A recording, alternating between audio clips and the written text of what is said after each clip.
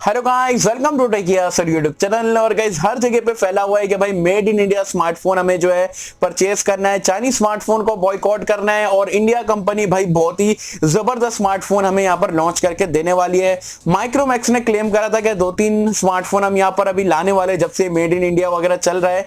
तो अब फाइनली उससे पहले लावा ने भाई हमारी बात सुन ली और लावा ने बजट सेगमेंट का स्मार्टफोन लॉन्च कर दिया है। और लावा का कहना है कि भाई ये made in India truly Indians लोग के लिए है। तो क्या कुछ इसमें आपको देखने को मिलता है, क्या है यहाँ पर मॉडल का नाम? तो मॉडल का नाम है यहाँ पर लावा Z61 pro. Price point, specs क्या मिलता है वो तो मैं आपको आज की वीडियो में बताऊंगा ही, साथ में अपने ऑनेस्ट ओपिनियन भी शेयर करूंगा कि आपको इंडियन कंपनीज पे भरोसा रखना चाहिए नहीं रखना चाहिए। जो भी मेरे यहाँ पर ऑनेस्ट ओपिनियन है सारी चीजें बिल्कुल दिल के साथ में आप लोगों के साथ में शेयर करूंगा। तो सी बात पे कहते हैं वीडियो को लाइक, वीडियो का लाइक का टारगेट रखते हैं हम 2000 लाइक्स का। आई होप कि आप कर दोगे। सो गाइस चलिए वीडियो स्टार्ट करते हैं।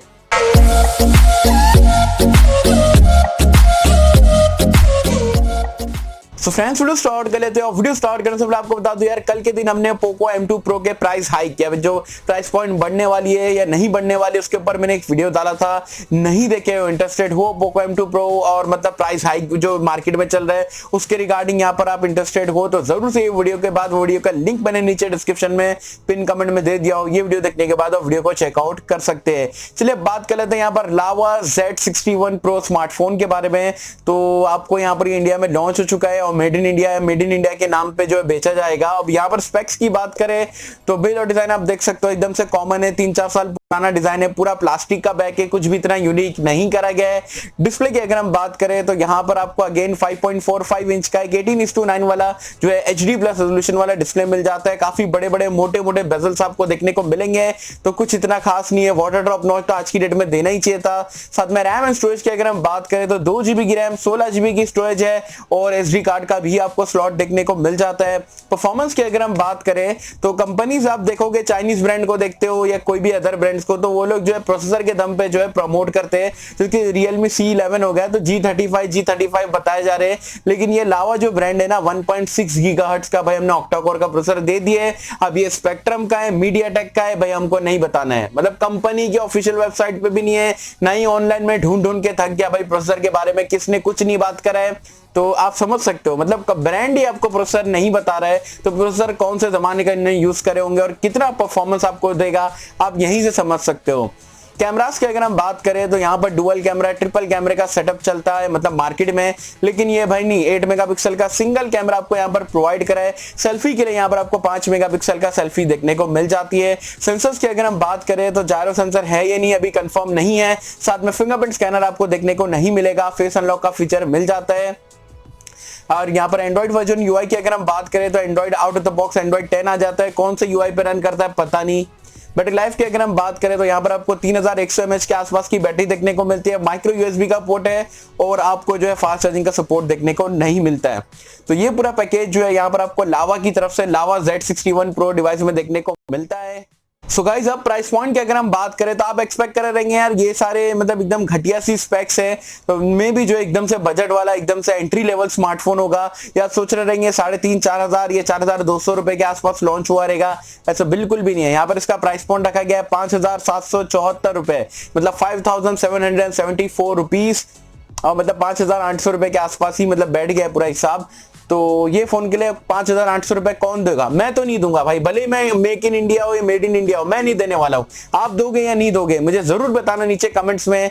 यार मतलब इंडिया के ब्रांड्स को इतनी अच्छी अपॉर्चुनिटी मिली है। बहुत सारे लोग जो है चाइनीज स्मार्टफोन को ले भी रहे, बहुत सारे लोग जो बॉयकॉट भी कर रहे हैं। जो बॉयकॉट कर रहे भाई उसको एक अच्छा स्मार्टफोन चाहिए इंडियन ब्रांड की तरफ से। भाई इंडिया का ब्रांड अगर अच्छा स्मार्टफोन जो चाइनीज हमें प्रोवाइड करा रहा है, भाई उसे 1,000 महंगा भी अगर प्रोवाइड कराते हैं सेम फीचर के साथ में, तो क्या हम वो फोन को नहीं लेंगे? जरूर लूंगा यार। मैं खुद पर्सनली अगर माइक्रोमैक्स या लावा मुझे अच्छा यूआई, अच्छा परफॉर्मेंस, कैमरा वगैरह सारी चीजें लगा के देता है, और भले ही चाइनीज स्मार्टफोन 15 का मिल रहा है तो लावा या माइक्रोमैक्स 16-17 का भी देते हैं, तो मैं परचेस करूंगा इंडियन ब्रांड को। लेकिन यार मतलब ये सुधरते ही नहीं है। 5,800 रुपए में आपको घटिया सी बिल्ड क्वालिटी, घटिया सी बड़े बड़े बेजल्स वाले डिस्प्ले मिल रहे हैं, परफॉर्मेंस ब्रांड ही नहीं बता रहा था। आप समझ सकते हो क्या परफॉर्मेंस मिलेगी। कैमरास आपको बेकार देखने को मिल रहे हैं। यहाँ पर बैटरी लाइफ 5000 mAh का बजट में हमें यहाँ पर जमाना चल रहा है, ये 3100 mAh की बैटरी कौन लेगा? तो बिल्कुल भी यहाँ पर ये एक्सेप्टेबल नहीं है। ये 3 साल पुराना स्मार्टफोन जो है उसको मतलब थोड़ा बहुत इंप्रूवमेंट करके जो है लॉन्च कर दिया, और मेक इन इंडिया और मेड इन इंडिया के नाम पे जो है ऑफलाइन ऑनलाइन जहां इनको बेचना बेचेंगे।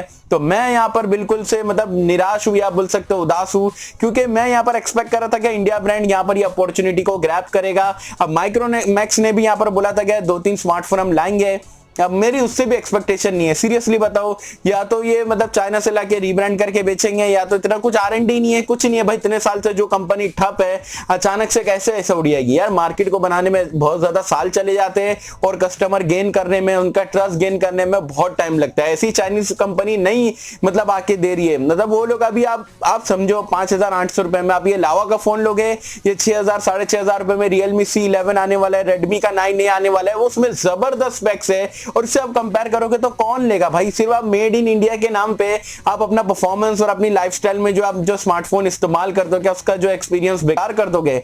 ऐसा बिल्कुल भी नहीं होता है। मतलब इसके मैं आपको रिकमेंड ही नहीं कर रहा भाई, ये स्मार्टफोन परचेज ही मत करना। और जो जा रहे दुकान में या कहीं से भी उनको पता चलता है मेड इन इंडिया वाला लावा ने लॉन्च करा है, भाई इसको भी बोल देना भाई लेने की जरूरत नहीं है। जब तक इंडिया में अच्छा स्मार्टफोन कंपनी अच्छा स्मार्टफोन लॉन्च नहीं करती है, हमारे पास कोई ऑप्शन नहीं है। चाइनीज स्मार्टफोन जो है बिकते रहेगा, चाहे कितना भी बोल दो बिकना ही है, क्योंकि अगर अल्टरनेटिव ही नहीं है, मतलब आदमी के पास ऑप्शन ही नहीं है, क्या करेगा वो? वही है, बिना स्मार्टफोन के तो कोई नहीं रहता है। तो चाइनीज स्मार्टफोन इसलिए यहाँ पर आदमी परचेस करता है। तो हमारी इंडिया के यहाँ पर जो इंडिया स्मार्टफोन ब्रांड्स है, उनकी रिस्पॉन्सिबिलिटी है कि भाई अच्छा स्मार्टफोन इंडियंस को प्रोवाइड कराओ, ताकि चाइना को हम यहाँ पर बाहर कर पाए। तो ये थी मेरी ऑनेस्ट वीडियो। बाकी आप मुझे कमेंट सेक्शन में बताना आपको लावा Z61 Pro नाम का जो स्मार्टफोन है 5800 रुपए में कैसा लगा, और क्या आप जो है अच्छे चाइनीज स्मार्टफोन को छोड़ के क्या ये स्मार्टफोन आप 6000 की रेंज में परचेस करोगे, नहीं करोगे? जो भी आपके ऑनेस्ट ओपिनियन है इंडियन ब्रांड्स को लेके जो इनके स्मार्टफोन लॉन्च है, बताना नीचे कमेंट्स में। होप कि आपको वीडियो पसंद आई होगी, और अगर आपको वीडियो पसंद आए तो लाइक करें, शेयर करें, चैनल को सब्सक्राइब कर देना। मिलते हैं आपसे अगले किसी वीडियो में, जब तक के लिए थैंक यू।